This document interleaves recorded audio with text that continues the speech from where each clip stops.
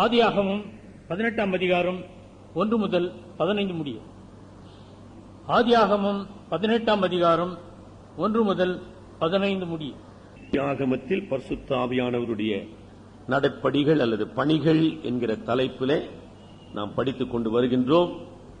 இன்றைக்கு ஆதியாகமம் 18ஆம் அதிகாரத்தின் முதல் பகுதியை தியானிக்கப் போகிறோம். வேதத்தின் ஒவ்வொரு பகுதியையும், ஒவ்வொரு வசனத்தையும், ஒவ்வொரு வாக்கியத்தையும், ஒவ்வொரு வார்த்தையையும் பரிசுத்த ஆவியானவர் எழுதினார். அப்படி நீங்க நம்புறீங்களா? ரொம்ப முக்கியமான விஷயங்க. ஏதோ வேத கர்த்தருடையதுங்க, ஆமா சார். ஓ, ரொம்ப அற்புதமான, ஆமா சார். அது பிரயோஜனம் இல்லைங்க. கடவுள் உங்களுடைய என்னோடு பேச முடியாது. கருமையானவர்களே, ஒவ்வொரு வார்த்தை பரிசுத்த ஆவியினால் அங்கு பதிவு செய்யப்பட்டது. ஒவ்வொரு வார்த்தையும் உங்களோடும் என்னோடும் பேச வேண்டும். இது மனிதனுடைய எழுத்துக்கள் அல்ல. இது மனிதனுடைய அறிவையும் திறமையையும் ஞானத்தையும் வெளிப்படுத்துகின்ற காரியங்கள் அல்ல, தெய்வீக வெளிப்பாடுகள். Unique God's revelation. யுனிக். இதற்கு இணையான, இதற்கு ஒப்பனையான இன்னொரு வெளிப்பாடு இந்த உலகத்தில் கிடையாது. அது எவ்வளவு பெரிய ஞானம் உள்ள புத்தகமா இருக்கலாம். கடவுள் தம்மை வெளிப்படுத்தினால் ஒழிய எந்த மனிதனும் கடவுளை அறிந்து கொள்ள முடியாது. கடவுள் எப்படி வெளிப்படுத்துறார் சார்? அசிரீரி மூலமாகவா? அல்லது இஸ்லாமியர்கள் உரிமை பாராட்டுறாங்களே, அப்படியே குர்ஆன் மேல இருந்து தொப்பனு விழுந்தது முகமது நபிக்கு, நீங்க அவங்களும் அதை பத்தி சொல்றாங்க. They also believe in the revelation of God, the inspired word of God. They use the same word. கடவுளின் ஏவுதனால் எழுதப்பட்ட குர்ஆன், அதனால்தான் திருக்குர்ஆன் சொல்லணும் அப்படின்வாங்க. நல்லா விளங்குதா? எப்படிப்பா குர்ஆனை கடவுள் கொடுத்தாருன்னா, அங்கே பரலோகத்திலே எழுதிட்டாராம். புக்கு பேப்பர்லாம் வச்சு, பேனாலாம் வச்சு. எங்க நல்லா கவனிக்கணும். பரலோகத்தில் எழுதி பொச்சுன்னு போட்டாரு, அது அப்படியே எடுத்துன்னு வந்தாரு. What is the difference between every other, அதாவது ரிலிஜியஸ் புக்ஸ் அண்ட் ரெவலேஷன்ஸ்? அதை நம்ம புரிஞ்சு கொள்ளணும். சும்மா கதை எல்லாம் சொல்லி இருந்தா இனிமேல்லாம் ஒன்னும் செல்லாதுங்கம்மா. நம்ம வித்தியாசமான ஒரு உலகத்தில் வாழ்ந்து கொண்டிருக்கிறோம். சத்தியத்தை சரியாக சொல்ல தெரியணும், சரியாக புரிந்து கொள்ள தெரியணும். மற்ற மத கருத்துக்களோடு சரியாக நாம் விளக்க தெரியணுங்க. இதெல்லாம் தெரியலன்னு வச்சுங்க, உங்க பக்தி எல்லாம் சும்மா இந்த 4 செவருக்குள்ள ஓடிக்கொண்டு இருக்குங்க. இந்த செவரா இருந்தாலும் சரி, உங்க வீட்டு செவரா இருந்தாலும் சரி, உங்களுடைய பக்தி அனுபவங்கள் எல்லாம் 4 செவருக்குள்ள செல்லுமே ஒழிய தெருவுக்கு எந்த பிரயோஜனமும் இருக்காது. பல விஷயத்தை அப்படி சுருக்கி சொல்லிட்டேன். It's good for nothing. உன் பக்தி யாருக்கு உதவும்? அப்படி இல்ல. ஒரு அறிவு சார்ந்த உலகத்தில் வாழ்ந்து கொண்டிருக்கின்றோம். கடவுள் வெளிப்படுத்துகின்றார். எப்படிப்பா வெளிப்படுத்துகின்றார்? கடவுள் மனித வாழ்க்கையிலே, மனிதன் மூலமாக, மனித நிகழ்ச்சிகளிலே, மனித வரலாற்றிலே வெளிப்படுத்துகின்றார். அதுதான் பரிசுத்த வேதாகமம். ஏதாச்சும் சொன்னியா? யாருக்காச்சும் சொன்னியா? எங்க சொன்ன? God reveals in everyday life of the human beings. என்ன அற்புதமான ஒரு கடவுள்! இந்த 18ஆம் அதிகாரம் முதல் 15 வசனத்துல என்ன உண்மைகளை உங்களால காண முடியும்? Ordinary life. ஒரு வனாந்தரத்துல, ஒரு கூடாரத்துல, ஒரு சாதாரண தம்பதிகள் மத்தியிலே மகத்துவமுள்ள தேவன் உறவு கொள்கின்றார். உங்களால சிந்திக்க முடியுதா? நம்ப முடியுதா? ஏற்றுக்கொள்ள முடியுதா? இன்றைக்கு உங்களோடு கடவுள் அப்படி உறவாட முடியும் என்று நீங்கள் எதிர்பார்க்கிறீர்களா? இல்லை. சும்மா நம்புறேன்னு சொன்னா பிரயோஜனம் இல்லைங்க. அதுக்கல்ல வேதாகமம். இதோ ஒரு மூலையில மம்ரேயின் பள்ளத்தாக்கிலே உட்கார்ந்து கொண்டிருக்கிற ஒரு பரதேசியின் குடும்பம். சோஜர்னர் பேர். பரதேசின்றது ஆபிரகாம் திக்கற்றவன், கையாலாகாதவன். அவன் ஒரு சீமான், ஒரு ஜமீன்தார். ஆனால் அவன் நாடோடி. ஒரு நாடோடியின் வாழ்க்கையிலே அக்கறை கொள்கின்ற ஒரு கடவுள். அவர் தாங்க ஆதியாகமத்தின் 18ஆம் அதிகாரம். கடவுள் எப்படி நம்மோடு உறவு கொள்கின்றார், எப்படி தம்மை வெளிப்படுத்துகின்றார், ஏன் வெளிப்படுத்துகின்றார், என்ன செய்ய விரும்புகிறார்? அப்படி படிக்கணுமா வேதம்? 17ஆம் அதிகாரம் இல்லாம 18ஆம் அதிகாரம் வராது. 18ஆம் அதிகாரம் இல்லாம 19ஆம் அதிகாரம் கிடையாது. It is not something man has composed. No, மனிதன் ஏதோ இதெல்லாம் எழுதினான் சார், அப்படி இல்லங்க. அது மனிதன் கடவுளால் பயன்படுத்தப்பட்டான், அது வேற விஷயம். கடவுள் ஒரு நோக்கத்தோடு கூட எல்லாவற்றையும் அவர் பதிவு செய்திருக்கின்றார். நான் போன தியானத்துல சொன்ன 2 வாரங்களுக்கு முன்னதாக இருக்கும் 17ஆம் அதிகாரத்துல கடவுள் ஆபிரகாமோடு கூட 99 வயதிலே ஒரு உடன்படிக்கை செய்தார். அந்த உடன்படிக்கை ஆபிரகாமை மாற்றி அமைத்தது. அந்த உடன்படிக்கை, அதுக்கு முன்னதாக அவன் கடவுளை அறிந்திருந்தான் உண்மை. ஆனால் கடவுள் உடன்படிக்கை செய்கிறார் என்பதை அவன் அறியவில்லை. கடவுள் எங்கேயோ இருக்கிறார் என்று நம்பினான். கடவுள் இருக்கிறார் என்று நம்புகிறான். ஒருவேளை கடவுள் பரலோகத்தில் இருக்கிறார் என்று நம்பினான். ஆனால் 17ஆம் அதிகாரத்தில் கடவுள் தன்னோடு இருக்கிறார் என்று நம்பினான். எவ்வளவு வித்தியாசம் இருக்குதுங்கம்மா. இது சும்மா விஷயமா? இது நல்ல விளக்குதா? கடவுள் இருக்கிறார் என்பது வேற, கடவுள் என்னோடு இருக்கிறார் என்பது வேறங்கம்மா. என்ன அழகா சொல்றார் 17ஆம் அதிகாரத்தின் 1ஆம் வசனம். கர்த்தர் ஆபிரகாமுக்கு தரிசனமாகி, நான் சர்வ வல்லமையுள்ள தேவன், நீ எனக்கு முன்பாக நடந்து. ஆபிரகாமுக்கு கடவுள் சர்வ வல்லமையுள்ள தேவன். ஒருவேளை அவன் விளங்க முயற்சி செய்த சர்வ வல்லமையுள்ள தேவன்னா, உங்க வாழ்க்கையில பிரச்சனைகள் வரும்போதுதாமா கடவுள் சர்வ வல்லமை உள்ளவரான்னு தெரியணும். தெரியல. இன்னைக்கு ரெவரண்ட் ஜாஷ்வா தனபால் இங்க இருக்கிறாங்களான்னு. பையன் ஆக்சிடென்ட் ஆயிட்டான் இல்லீங்களா? அப்படியே அவனுடைய இடுப்பு, அவனுடைய அடிவயிற்றின் பகுதியெல்லாம் அப்படியே நசுங்கி போச்சு. அரை மணி நேரத்துக்குள்ளாக அவன் மருத்துவமனையில கொண்டு வரப்பட்டான். அப்படி இல்லைன்னா he would have died in no time. Reverend Joshua Dhanapal என்னிடத்தில் பகிர்ந்து கொண்ட முதல் வார்த்தை என்ன தெரியுங்களா? The first sentence, brother, I could see the providence of God. அவன் தாங்க விசுவாசி. அப்படி பேச தெரியணுங்க. சும்மா கடவுள் இருக்கிறார் சார், ஓ கடவுள் நல்லவர் சார், கடவுள், ஐயோ, இதெல்லாம் தேவையில்லாத விஷயங்கள். வாழ்க்கையினுடைய இக்கட்டான சூழ்நிலையில, நம்பிக்கையற்ற சூழ்நிலையில கடவுளுடைய ஆளுகைக்குள்ளாக நான் இருக்கிறேன். I could see the providence of God in everything that has happened. தன்னுடைய மகன் உயிரோடு இருக்கிறானா கூட அவரால் சிந்திக்க முடியல. அப்படிப்பட்ட சூழ்நிலையில கடவுளுடைய ஆளுகை, கடவுளுடைய கருணை, கடவுளுடைய இரக்கம். ஹாஸ்பிட்டல்ல அந்த மகனை சேர்த்த உடனே யூசுவல் ப்ரொசீஜர் இல்லையா, உடனே அங்க ரிசப்ஷனிஸ்ட் கேட்டிருக்காங்க, ஐயா நீங்க ஒரு அமௌண்ட் டெபாசிட் பண்ணணும், மினிமம் ஒரு 10,000 50,000. இவர்கிட்ட 200 ரூபாய் தான் இருக்குது. 10,000 ரூபாய் நீங்க டெபாசிட் பண்ணுங்க சார், அப்பதான் நாங்க ட்ரீட்மெண்ட் ஆரம்பிக்க முடியும். சார், அம்மா நான் இந்த மாதிரி நினைச்சு வரல, எங்கிட்ட பணம் இல்லை, ஆனா நீங்க தயவு செய்து ட்ரீட்மெண்ட் ஆரம்பிங்க. உடனே அங்க டாக்டர் வந்து, don't worry brother, we will carry on. God's providence. பணத்தை பத்தி நீங்க கவலைப்படாதீங்க, நான் அதற்கான முயற்சிகள் எடுக்கிறேன். டாக்டர் சொல்றார். டாக்டர் முன்ன பின்ன பார்த்ததே கிடையாது. உங்களுடைய வாழ்க்கையில கடவுள் சர்வ வல்லமை உள்ளவராக இருக்கிறாரா? ஆபிரகாம் நினைத்தான், நான் சர்வ வல்லமை உள்ள கடவுளை அறிந்திருக்கிறேன் என்று. ஆனால் அவனுடைய வாழ்க்கையில நிம்மதி இல்லை. தனக்கு பிள்ளை இல்லையே என்கிற ஏக்கம். என்னுடைய வாரிசுகள், இந்த வாக்குத்தத்தம் செய்யப்பட்ட இந்த கானான் தேசத்தை கடவுள் எனக்கு தருகிறேன் என்று சொன்னாரே, இது எப்போது நடக்கும் அல்லது எப்படி நிகழும், எப்படி சாத்தியம் என்ற ஒரு மன விரக்தியை நம்ம பார்க்கிறோம். அது மாத்திரமல்ல, கடவுளுடைய வாக்குத்தத்தத்தை அவன் நம்பி சார்வதற்கு பதிலாக தன்னுடைய அறிவையும் தன்னுடைய மனைவினுடைய ஆலோசனையும் இந்த உலக வழியையும் பின்பற்றி அடிமை பெண்ணாகிய ஆகாரை அவன் சேர்த்துக் கொண்டு அதன் மூலமாக கடவுளுடைய சித்தத்தை நிறைவேற்றுகிறேன் என்று தன்னைத்தானே ஏமாற்றிக் கொண்ட ஒரு மனிதன். எதுக்கு படிச்சு பொழுது போல நாங்க வேதத்தை படிச்சுன்னு இருக்கிறோம். நாமளும் நீங்களும் தானே அந்த தப்புதாமா செஞ்சுன்னு இருக்கிறோம். ஆமா சார் ஜெபிக்கிறேன் சார்னு சொல்லுவான். என்னமா செய்த? நேர் மாறான விஷயத்தை செஞ்சு நிற்பான். ஜெபிக்கிறேன்னு சொல்லிட்டு கடவுளுக்கு நேர் மாறான விஷயத்தை மனிதன் செய்து கொண்டிருப்பான். இதுதான் மனிதன். இப்படிதான் நம்ம செய்யறோம். கடவுள் சர்வ வல்லமை உள்ளவர் மாத்திரமல்ல, அவர் எங்கேயோ இருக்கிறார் என்பது அல்லமா. பியூட்டிஃபுல். எனக்கு முன்பாக ஆபிரகாமே, நான் உன்னோடு கூட இருக்கிறேன், நான் உன்னை கவனித்துக் கொண்டிருக்கிறேன். ஆபிரகாமால சிந்திக்க முடியாத ஒரு உங்களால சிந்திக்க முடியுதுங்களா?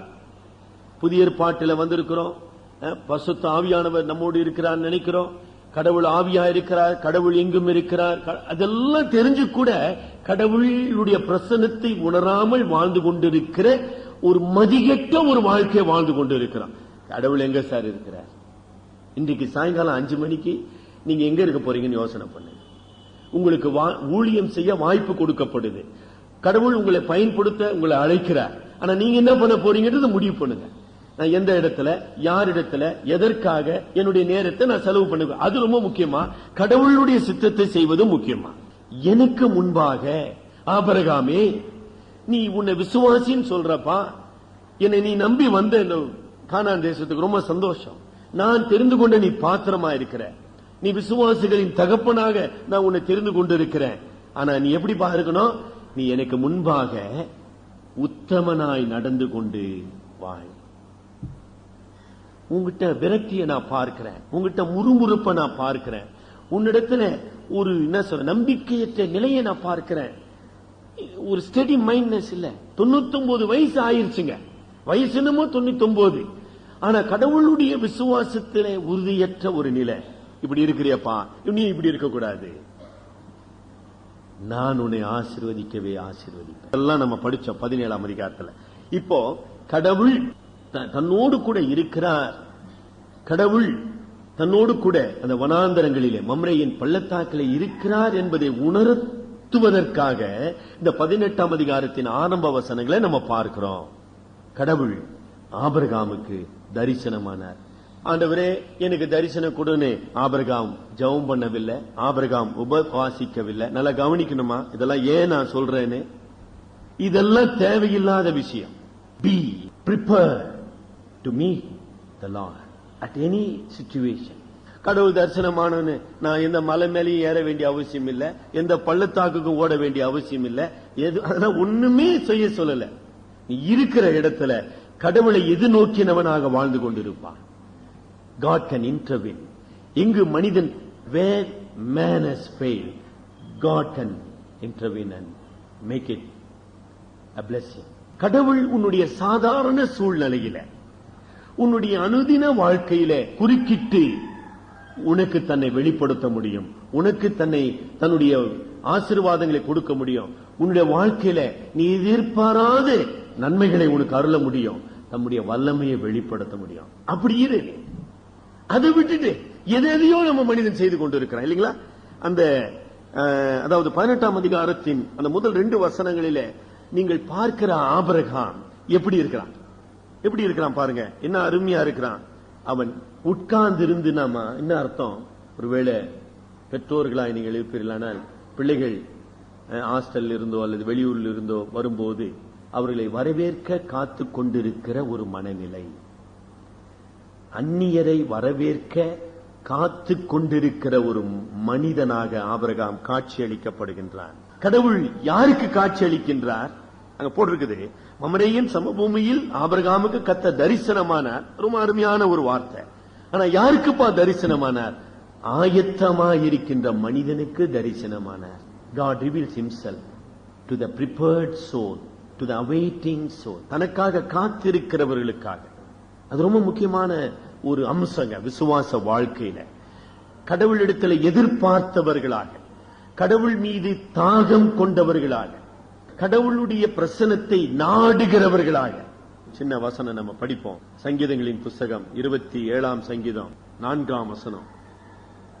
அங்கு தாவீது ராஜா ஒரு கடுமையான பிரச்சனைகளுக்குள்ளாக கடந்து செல்லுகின்றார். கர்த்தரிடத்தில் ஒன்றை நான் கேட்டேன், சங்கீதம் 24:4, அதையே நாடுவேன், நான் கர்த்தருடைய மகிமையை பார்க்கும்படியாகவும் அவருடைய ஆலயத்தில் ஆராய்ச்சி செய்யும்படியாகவும் நான் என் ஜீவனுள்ள நாளெல்லாம் நான் கர்த்தருடைய ஆலயத்தில் தங்கி இருப்பேன். என்ன அருமையான ஒரு உள்ளம் பாத்தீங்களா? அவனால தாங்க சங்கீதம் எழுத முடியும். உங்களால என்னால எழுத முடியுங்களா? நமக்கு அது இல்லையா முக்கியம்? David was a man of war. அவன் தொழில் சண்டையிடுவது. அவனுடைய உள்ளம் எல்லாம், ஆண்டவரே உமது மகிமையை நான் தரிசிக்க வேண்டும், உம்முடைய ஆலயத்திலே நான் தங்கி, இப்பதான் நான் சொல்றேன் 84 சேனைகளின் தேவனாகிய கர்த்தாவே, உமது வாசஸ்தலங்கள் எவ்வளவு மேன்மையானவைகள். A longing soul for the presence of living God. அது இருக்குதா? எனக்கு அதை பத்தி எல்லாம் கவலை இல்லைன்னா நம்ம ரொம்ப கஷ்டம் தாங்க கடவுளை அனுபவிப்பு. அதோட நித்தி மாற்றப்பட்ட ஒரு ஆபிரகாம் கடவுளுடைய பிரசன்னத்தை, கடவுளுடைய சமூகத்தை வாஞ்சித்து ஏங்கி கொண்டிருக்கிற ஒரு மனிதனாக இருக்கின்றான். அது ரொம்ப நல்ல பகுதி தாங்க, ஒரு நல்ல அம்சம். ஆனால் முதல் நீங்க கிட்டத்தட்ட 8 வசனங்கள் வரைக்கும் நீங்க படிப்பீர்கள். ஆனால் அந்த வந்த 3 பேர் சாதாரண மனிதர்கள் என்று நினைத்து ஆபிரகாம் செயல்பட்டார். There was nothing unusual. வந்த 3 பேருடைய தோற்றம் எந்த ஒரு மாறுபாடும் கிடையாதுங்க. சாதாரண மனித உருவத்திலே, அன்றைய பாலஸ்தீன மக்களுடைய தோற்றத்திலே, அவங்க முகம் கூட சரியா தெரியறதுக்கு வாய்ப்பு கிடையாது. நீங்க பாருங்க, பாலஸ்தீனருடைய உடைய பாருங்க, அவங்க மேல ஒரு டவல் கட்டி அப்படி மூடி இருப்பான். ரொம்ப கஷ்டம் டு ரெகக்னைஸ் த ஃபேசஸ். இவர்தான் இன்னார்தான் என்று டக்குன்னு சொல்ல முடியாது. ஆக ஒரு சாதாரண 3 மனிதர்களை அவன் ஏற்றுக்கொள்ளுகிற மனப்பக்குவில. அதனாலதான் பின்னால புதிய ஏற்பாட்டில் சொல்லும் பொழுது அந்நியர்களை உபசரிக்க நாடுங்கள். ரோமர் 12ஆம் அதிகாரம் 8ஆம் வசனம், குறையில் அவர்களுக்கு உதவி செய்யுங்கள். அந்நியரை, ஸ்ட்ரேஞ்சர்ஸ், அந்த வார்த்தையை நான் வலியுறுத்த விரும்புகிறேன்.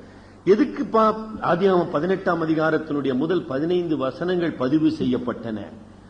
கிறிஸ்தவர்களாக, இயேசுவின் அடியார்களாக, இயேசுவின் அன்பை ருசித்தவர்களாக, அந்நியரை, அட்ரஸை இல்லாதவன் அவனை ஏற்றுக்கொண்டு அவன் கால்களை கழுவ, அவனுடைய தேவைகளை சந்திக்க ஆயத்தம் உள்ளவர்களா இருக்க. ரொம்ப பெரிய பாதை. ஆபிரகாம் என்ன செய்தான்றதை படிக்க போகிறோம். அதே மாதிரி எபிரேயர் 13ஆம் அதிகாரம் 2ஆம் வசனம் படிங்க. 3:2க்கு ஆதாரமே ஆதியாகமம் 18 தாங்க. உபசரிக்க மறவாதிருங்கள், அதனாலே சிலர் அறியாமல். ஆமா, அது எங்க நடந்து? ஆதியாகமம் 18ல நடந்தது. என்ன புரிந்து கொள்ளுகின்றோம்? வாழ்க்கை என்பது சுயத்துக்காக அல்ல, சுயநலத்துக்காக அல்ல. அல்ல எனக்கு எனக்கு எனக்கு எனக்கு இல்ல, எனக்கு இல்லப்பா வாழ்க்கை, பிறருக்காக. இன்னும் வரலையா? அது 24 மணி நேரம் எனக்கு தான் சிந்தனை பண்ணி கொண்டு இருக்கிறான் மனுஷன். எவ்வளவு பரிதாபமான மனிதன். அதான் சொன்னான் ஒருத்தன், who is the poor? The selfish man is the poorest of the poor. சுயத்துக்காக வாழ்கிற மனிதனே இந்த உலகத்திலே வறுமையானவன், வாழத் தெரியாதவன். யாருப்பா செல்வந்தன்? பிறருக்காக வாழ்பவன். Who is the rich? Who lives for others. இன்னும் அது கூட தெரியலையே நமக்கு. எல்லாம் எனக்காக இல்லமா, மற்றவர்களுக்காக. அந்நியரை, ஸ்ட்ரேஞ்சர்ஸ், அறிமுகமாகாதவர்களை உபசரிப்பதில் ஆபிரகாமுடைய முன்மாதிரி ஈடு இணையற்றது.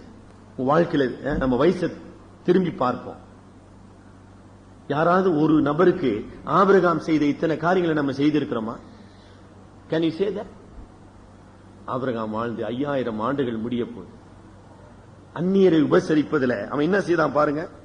2ஆம் வசனத்துல கூடார வாசலில் இருந்து அவர்களுக்கு, புதிய ஏற்பாட்டில் லூக்கா 15ஆம் அதிகாரத்துல காணாமற் போன மகனை தேடி தகப்ப ஓடுனான். என்னப்பா அவங்க 2 பேருக்கு ரிலேஷன்ஷிப்? தகப்ப மகன் சார். ஏதோ ஓடினதுல கொஞ்சம் அர்த்தம் இருக்குது சார். ஆனா ஆபிரகாம் ஓடல என்னங்க அர்த்தம் இருக்குது? Can you understand? கிறிஸ்தவ பண்பாட்டினுடைய ஒப்பற்ற நிலை. 100 வயசு ஒரு மனிதன் யாரோ போற 3 பேரை ஓடி போய், ஜஸ்ட் இமேஜின் ஆபிரகாமுடைய அந்த பர்சனாலிட்டி, அவனுடைய கேரக்டர் அப்படியே கண்முன் கொண்டு வந்து பாருங்க. ஆபிரகாமுக்கு 300 வேலையாள் இருந்தாங்க. அவன் ஒரு ஜமீன்தாருங்க, ஒரு சீமான். அவனுக்கு ஒரு எலியேசர் என்கிற ஒரு பணிவிடைக்காரன் தான், மேனேஜர். டேய் யாரா 3 பேர் போறாங்க, போய் கூட்டினு வாடா கொஞ்சம், அப்படி சொல்லிருக்கலாமே. அதை சொல்லலையா? அவன் பெரிய மனிதன் தான். யாருங்க பெரிய மனிதர்? சிறிய வேலையை பெருந்தன்மையோடு செய்பவர் பெரிய மனிதர். யார் பெரிய மனிதர்? சிறிய வேலையை பெருந்தன்மையோடு செய்கிறவர் பெரிய மனிதர். யார் சிறிய மனிதர்? சிறிய வேலையை அலட்சியம் செய்பவர் சிறிய மனிதர். யாராச்சும் நம்ம செஞ்சிருக்கோமா? நான் செஞ்சதில்லை. ஒரு அந்நியரை உபசரிக்க ஓடுகின்ற ஒரு கிழவன். அப்புறம் என்ன செய்யறான் பாருங்க, ஓடி அவங்கள என்ன செய்யறாமா? 2ஆம் வசனத்து கடைசி பாகம், ஓடி தரை மட்டும் குனிந்து பெக்கிங், அப்படியே காலில் விழுந்து தயவு செய்து வாங்க வீட்டுக்கு. ட்ரமெண்டஸ். மாற்றப்பட்ட ஒரு ஆபிரகாம்.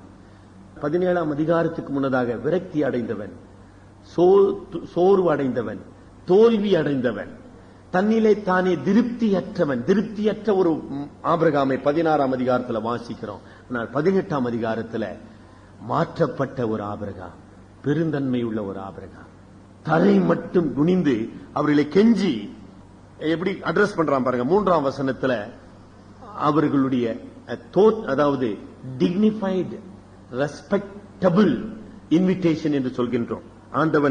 ஆண்டவரே, உம்முடைய கண்களில் எனக்கு கிருபை கிடைத்ததானால் நீர் உமது அடியனை விட்டு, அதாவது அவர்களை உபசரிப்பதற்கு எனக்கு கிருபை வேணும்ன்றான். எனக்கு ஒரு கிருபை கொடு ஆண்டவரே, உம்மை உபசரிக்க நான் விரும்புகிறேன். என்ன அருமையான உள்ளங்கள்! என்னங்க இந்த பகுதியிலே நாம கற்றுக்கொள்ளுகிறோம்? இது ஆபிரகாமுடைய கண்ணோட்டம். கடவுளுடைய தெய்வீக கண்ணோட்டம் என்ன? மாபெரும் கடவுள் தன்னுடைய சிருஷ்டியாகிய மனிதனிடத்துல தன்னை ஒரு மனிதனாக வடிவமைத்து அவனோடு உறவு கொண்டு அவனோடு அகமகிழ்ந்து அவனுடைய உபசரிப்பை ஏற்றுக்கொள்ள வருகிறாரே, அதுதாங்க அற்புதமான உண்மை. காண்டிசென்ஷன் ஆங்கிலத்தில் சொல்லப்படுது. கடவுள், எல்லையற்ற கடவுள் தன்னை எல்லைக்குட்படுத்தி மனித வடிவத்திலே மனிதனோடு உறவாட, மனிதனுடைய அன்பை ஏற்றுக்கொள்ள இறங்கி வருகிற ஒரு கடவுள். இதனுடைய தாற்பயம் என்ன? குமாரனாகிய இயேசு கிறிஸ்து, குமாரனாகிய கடவுள் மனித உருவிலே வரப்போகிறார் என்பதற்கு ஒரு முன் அடையாளம். அதான் அதனுடைய தாற்பயம். இங்கு காட்சி அளித்த கர்த்தர் 13ஆம் வசனத்துல கர்த்தர் என்ற பதம் வருது பாருங்க. அங்கதாங்க சரியான பதம் ஜெகோவா. இங்கு காட்சி அளித்த கர்த்தர் ப்ரீ இன்கார்னேட் கிரைஸ்ட், வரலாற்றிலே மனித உருவெடுவதற்கு முன்னதாக இருந்த நித்திய குமாரனாகிய கிறிஸ்துவே இங்கு மனிதனாக ஆபிரகாமுக்கு காட்சி அளிக்கின்றார் என்பதை நம்ம பார்க்கிறோம். எப்போதுமே மனிதன் கடவுளை தேடி செல்வதல்ல, கடவுள் மனிதனை தேடி வருகிறவராக இங்கு இருக்கிறார்.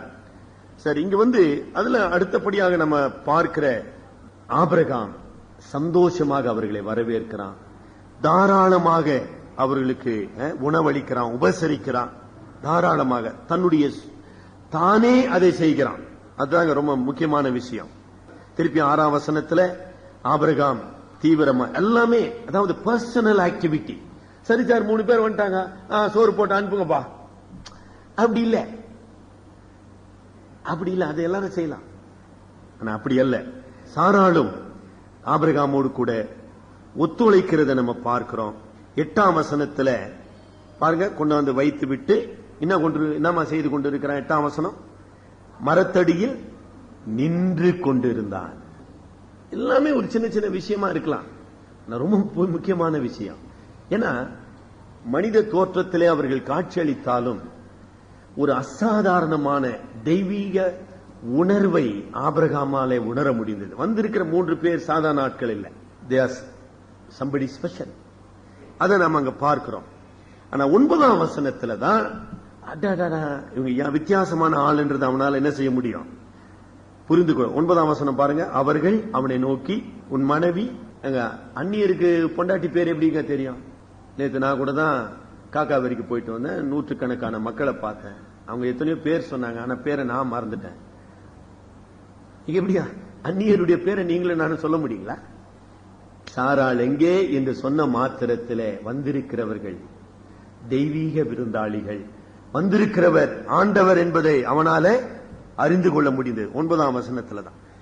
அதே நேரத்தில் நம்ம இன்னொன்னு மறந்து போயிடக்கூடாதுங்க. கடவுள் தரிசனம் அளித்தார், உண்மைதான், ஒரு நோக்கத்துக்காக, தம்மை வெளிப்படுத்துவதற்காக, மனிதனோடு அவர் கொண்டிருக்கிற நோக்கத்தை, ரட்சிப்பின் திட்டத்தை மனிதனுக்கு வெளிப்படுவதற்காக அவர் தரிசனமானார், உண்மைதான். ஆனா அதே நேரத்தில் விசுவாசத்தை அவர் எடுத்து போடுகிறதே கிடையாது.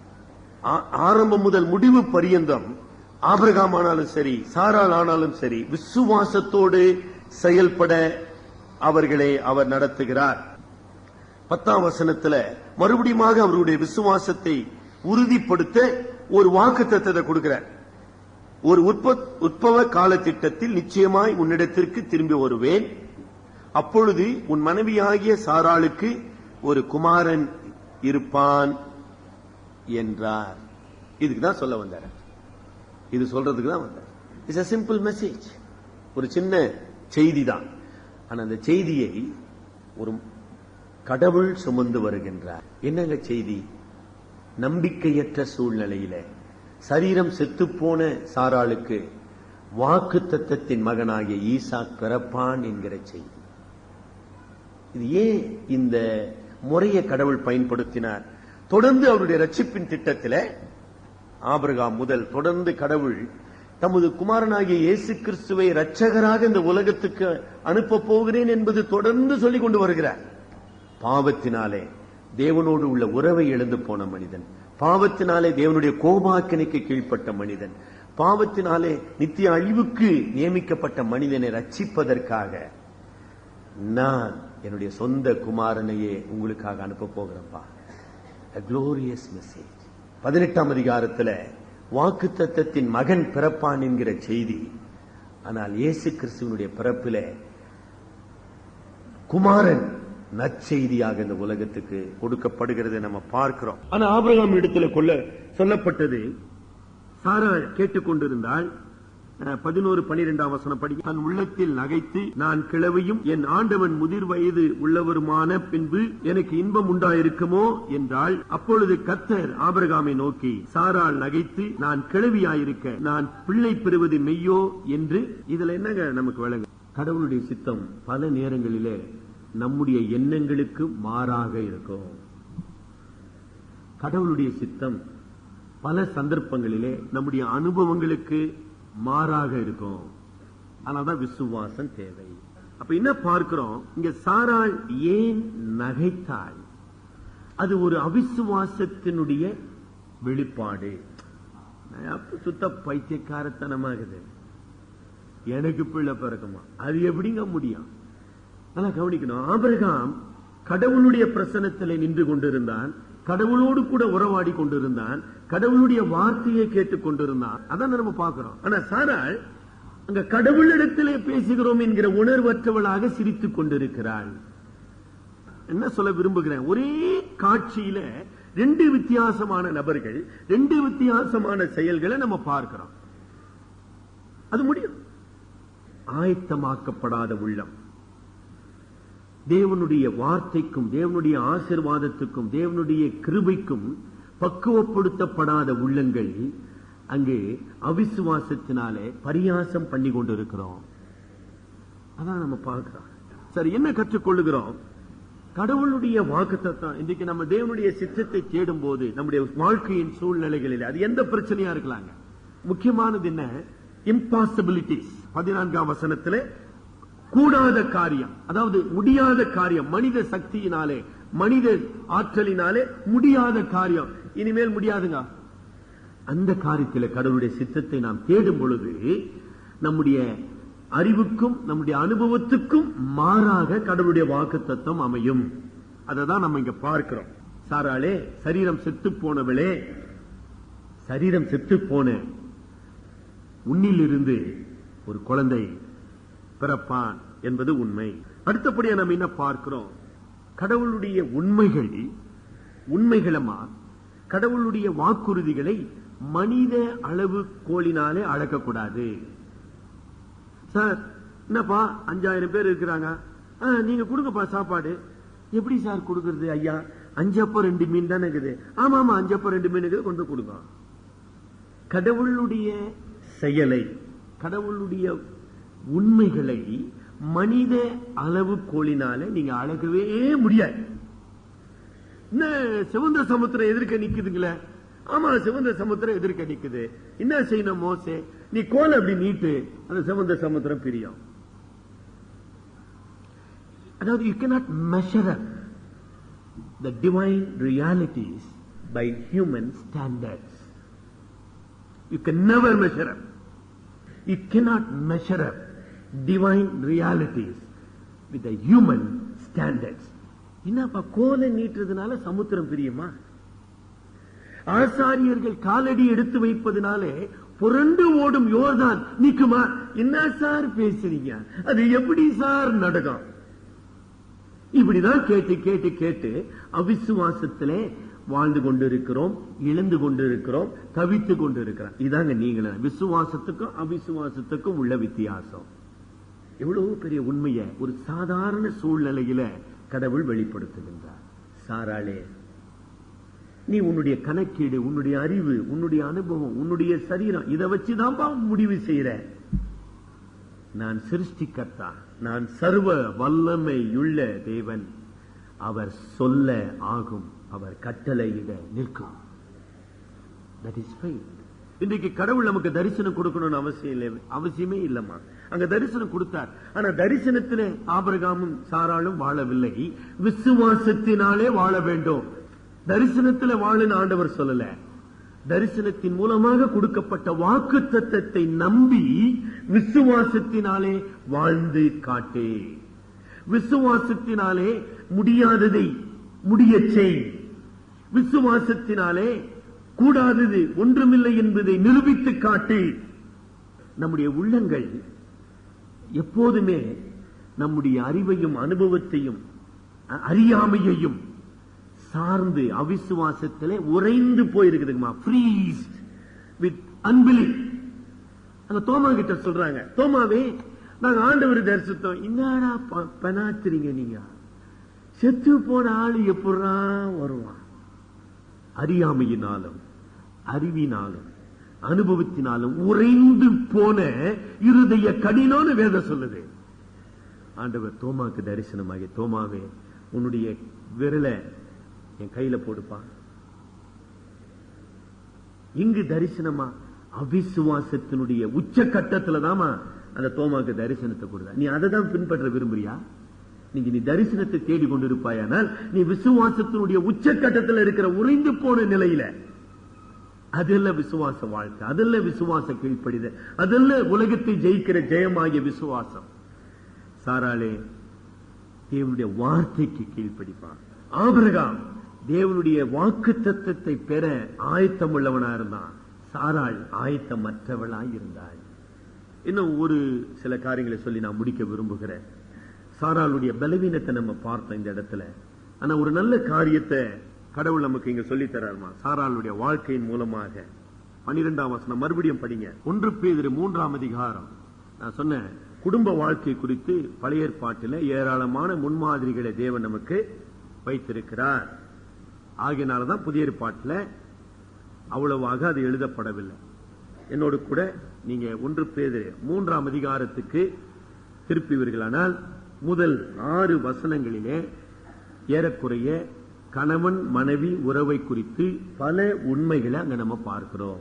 இதெல்லாம் புதிய ஏற்பாட்டிலே பரிசுத்தாவியானவர் பேதுருவின் மூலமாக புறஜாதிகளாகிய ஆதி கிறிஸ்தவர்களுக்கு கற்றுத்தர விரும்பின கிறிஸ்தவ ஒழுக்க விதிமுறைகள் அப்படிலாம் சொல்லிட்டு, ஒரு பெண் எப்படி இருக்க வேண்டும், ஒரு மனைவி எப்படி இருக்க வேண்டும், அவருடைய கற்புள்ள நடக்கை எப்படி இருக்க வேண்டும், அவருடைய கற்பனையின் நடக்கையினாலே அவிசுவாசம் உள்ள கணவனை அவள் எப்படி ஆதாயப்படுத்திக் கொள்ள வேண்டும், அவளுடைய அழகு எத்தன்மை உடையதாக இருக்க வேண்டும். 4ஆம் வசனத்துல இதெல்லாம் சொல்லி 6ஆம் வசனத்துக்கு வரும்போது அந்தபடியே சாராள் ஆபிரகாமை ஆண்டவன் என்று சொல்லி அவனுக்கு கீழ்ப்படிந்திருந்தாள்.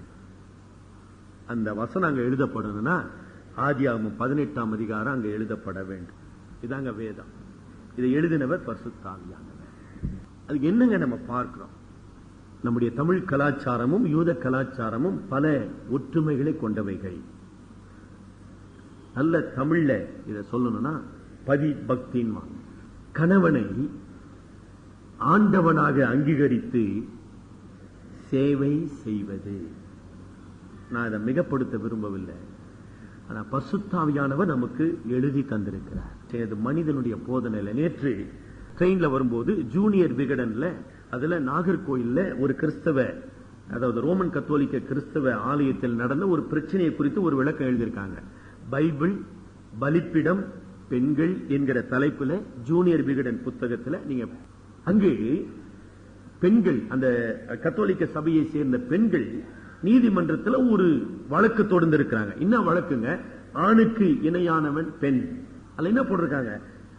கடவுளுடைய பிரசனத்துல, கடவுளை தொழுது கொள்கின்ற ஆராதனையில ஆண்களுக்கு என்னென்ன உரிமை இருக்குதோ அவ்வளவு உரிமை பெண்களுக்கு வழங்கப்பட வேண்டும். இத ஒரு பெண் நீதிபதி, ஒரு பெண் நீதிபதி, அதுவும் நான் கிறிஸ்டியன், ஒரு பெண் நீதிபதி தீர்ப்பு கொடுத்திருக்காங்க. எந்த அடிப்படையில் தெரியுமா தீர்ப்பு கொடுத்திருக்காங்க? 1 கொரிந்தியர் 14ஆம் அதிகாரத்தை எழுதி தீர்ப்பு கொடுத்திருக்காங்க. ரொம்ப இன்ட்ரெஸ்டிங்.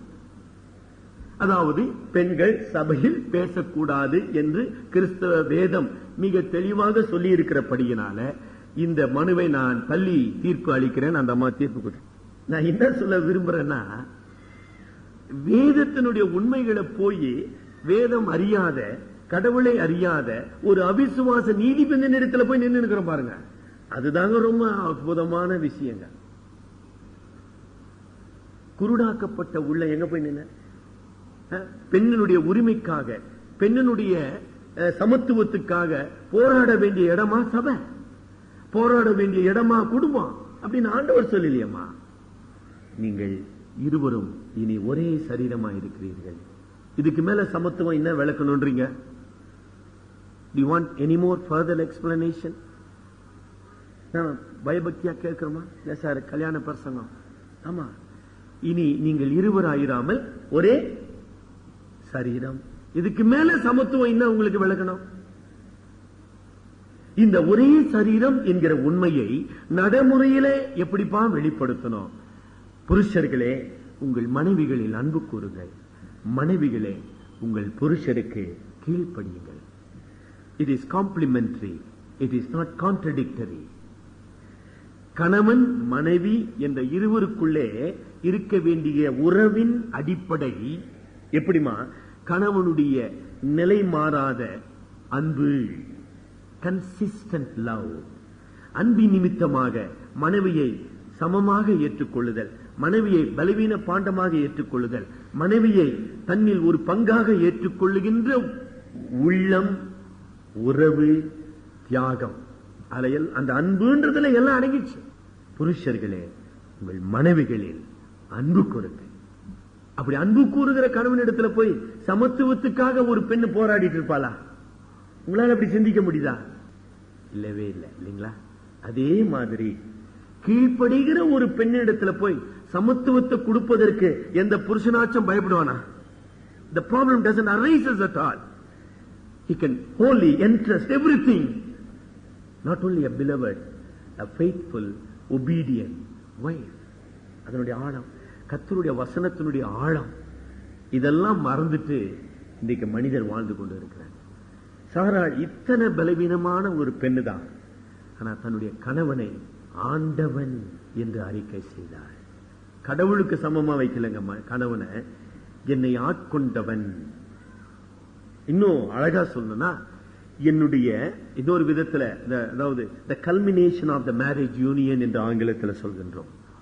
என்னுடைய உடலுக்கு மாத்திரமல்ல, என்னுடைய உள்ளத்துக்கும் உரியவன். அவ்வளவுதான் என்னுடைய அர்த்தம்.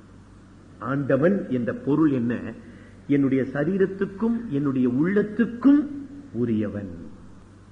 ஏன் நான் கேட்கிறேன்னா, ஏன் நான் சொல்ல விரும்புகிறேன், இன்றைக்கு குடும்ப வாழ்க்கை மிக எளிதிலே உடைந்து போகின்ற வாழ்க்கையாக, மிக எளிதிலே கணவன் மனைவி உறவு முறிகின்ற ஒரு காலகட்டத்தில் வாழ்ந்து கொண்டிருக்கிறோம். அதுவும் நான் ரொம்ப பயத்தோடு பேசுறேன். குடும்பத்தில் பிரச்சனைகளை சந்திக்கும் போது, தீர்க்கப்படாத பிரச்சனைகள், தீர்வற்ற பிரச்சனைகளை சந்திக்கும் போது கணவன் மனைவி பிரிகின்றது மிக எளிது. ஆனா இங்கு இப்பேற்பட்ட பிரச்சனையின் மத்தியில ஆபிரகாம், சாராள் அவளுடைய எல்லா பலவீனங்களின் மத்தியிலும் ஒருமைப்பாட்டை அவர்கள் காத்துக் கொண்டார்கள் என்று நம்ம பார்க்கிறோம், இல்லைங்களா? ரொம்ப அற்புதமான ஒரு உண்மை. அதாவது இங்கே சாராள் கடவுளுக்கு முன்பாக அந்த அறிக்கையை செய்கிறார். ஆபிரகாம் என்னுடைய ஆண்டவன், என்னை ஆட்கொண்டவன் என்கிற அந்த உண்மையை சொல்றார். அது மாத்திரமல்ல, அப்படிப்பட்ட சாராளுக்கு 14ஆம் வசனத்தில் கடவுள் சொல்கின்ற காரியம் கர்த்தரால் ஆகாத காரியம். அதோட நம்ம முடிக்கலாம். இன்றைக்கு உங்களுடைய பிரச்சனையை கடவுளுடைய சமூகத்தில் கொண்டு வாங்க. இன்றைக்கு இந்த வசனம் நமக்கு ஒரு சவால். கடவுளால் கூடாத காரியம் ஒன்று உண்டோ? தலைவன், நீங்க செபிப்போம். என்ன பிரச்சனையோடு கூட நீங்க போராடி கொண்டு இருக்கிறீங்க? எந்த தேவையோடு போராடி கொண்டு இருக்கிறீங்க? கடவுளுடைய வாக்கு தத்தங்கள், கடவுளுடைய செயல்பாடுகள் உங்களுடைய வாழ்க்கையில என்ன மாற்றங்களை கொண்டு வந்திருக்கு? இந்த நிகழ்ச்சியின் மூலமாக நாம கற்றுக்கொண்டது, தனிப்பட்ட மனித வாழ்க்கையிலே கடவுள் அக்கறை உள்ளவராக இருக்கிறார். மனிதன் போராடி கொண்டிருக்கிற பிரச்சனையிலே தீர்வு அளிக்கிறவராக கடவுள் இருக்கிறார். கடவுள் சாதாரண மனித வாழ்க்கையிலே தம்மை வெளிப்படுத்துகிறவராக இருக்கிறார். வரலாற்றிலே கடவுள் தம்மை வெளிப்படுத்தி தாம் யார் என்பதை மனுக்குலத்துக்கு அவர் விவரித்து காண்பிக்கிறார். A progressive revelation of God. கடவுளோடு நாம் நெருங்கி வாழ்வதினாலே, கடவுளை அனுதின வாழ்க்கையிலே ருசித்து பார்ப்பதினாலே, கடவுளுடைய உண்மை, கடவுளுடைய கிருபை, கடவுளுடைய வல்லமை, கடவுளுடைய அன்பு, கடவுளுடைய பிரசன்னத்தை நாம் அதிகமாய் அறிந்து கொள்ள வேண்டும். உங்களுடைய வாழ்க்கை அப்படி இருக்குதுங்களா? இரண்டாவது உண்மை, உபசரிப்பதிலே, கிறிஸ்தவ அன்பை பகிர்ந்து கொள்வதிலே, அங்கு ஆபிரகாமுடைய முன்மாதிரியை நம்ம பார்க்கிறோம். தாழ்மையை பார்க்கிறோம், பெருந்தன்மையை பார்க்கிறோம், பொறுமையை பார்க்கிறோம், விசுவாசத்தை பார்க்கிறோம். சாராளுடைய வாழ்க்கையில பலவீனங்கள் காணப்பட்டாலும் தேவனுடைய வாக்கு தத்தம் அவளுடைய அவிசுவாசத்தை மேற்கொள்ள அவளுக்கு உதவி செய்கிறத பார்க்கிறோம். வசனத்தின் மூலமாக விசுவாசத்தை நாம் பெறுகிறோம். ஆக கடவுள் இந்த பெரிதான ஈவை கொடுப்பதற்கு முன்னதாக சாராளை வசனத்தினாலே, வாக்கு தத்தத்தினாலே பலப்படுத்துகிறார். அந்த சாராளுக்கு கடவுள் அறைகூவி அழைக்கிறார். கர்த்தரால் கூடாத காரியம் ஒன்று உண்டோ? சாராள் தன்னுடைய இயலாமையை, தன்னுடைய அசட்டு தன்மையை, தன்னுடைய அவிசுவாசத்தை அறிக்கை செய்கிறாள், ஒப்புக்கொள்ளுகிறாள். காலையிலும் கூட கடவுளுக்கு முன்பாக நாம் நம்முடைய உள்ளத்தை மறைக்க முடியாது, நம்முடைய பலவீனங்களை நாம் மறைக்க முடியாது. இந்த விசுவாச வாழ்க்கையில நாம் முன்னேற வேண்டுமானால் கடவுளால் எல்லாம் கூடும், கடவுளால் கூடாதது ஒன்றும் இல்லை என்கிற விசுவாசத்தோடு முன்னேறி செல்ல வேண்டும். அன்பின் ஆண்டவரே, மறுபடியுமாக நாங்கள் உமக்கு நன்றி செலுத்துகிறோம். போராட்டமான சூழ்நிலைகளிலே, தேவைகள் மிகுந்த உலகத்திலே நாங்கள் வாழ்கிறோம். நாங்கள் எங்களுக்காக, சுயநலத்துக்காக அல்ல, உமக்காக வாழ்கின்ற பாக்கியத்தை எங்களுக்கு தார். ஆபிரகாமுடைய கிறிஸ்தவ பண்புகளுக்காக, பெருந்தன்மைக்காக நாங்கள் உமக்கு நன்றி செலுத்துகிறோம். சாராளுடைய கீழ்ப்படிதலுக்காக, விசுவாசத்தின் மூலமாக அவள் பலப்படுத்தப்பட்டு வாக்கு தத்தத்தின் மகனை பெற்றெடுத்தது போல நாங்களும் உமது ஆவியானவரின் பலத்தினாலே உம்முடைய வாக்கு தத்தங்களுக்கு கீழ்ப்படிந்து விசுவாசத்தினாலே பிரச்சனைகளை மேற்கொள்ள, பிரச்சனைகளுக்கு தீர்வு காண, எங்கள் வாழ்க்கையிலே உமது வல்லமையின் செயல்களை, அற்புதங்களை நாங்கள் பெற்று உம்மை மகிமைப்படுத்த உதவி செய்யும். எங்கள் அருமை இரட்சகர் மூலம் வேண்டிக் கொள்கிறோம் பிதாவே, ஆமேன். என் ஆத்துமாவே கர்த்தரை ஸ்தோத்தரி, என் முழு உள்ளமே பரிசுத்த நாமத்தை ஸ்தோத்தரி. என் ஆத்மாவே கர்த்தரை ஸ்தோத்தரி, அவர் செய்த சகல உபகாரங்களையும் மறவாதே. ஆமீன்.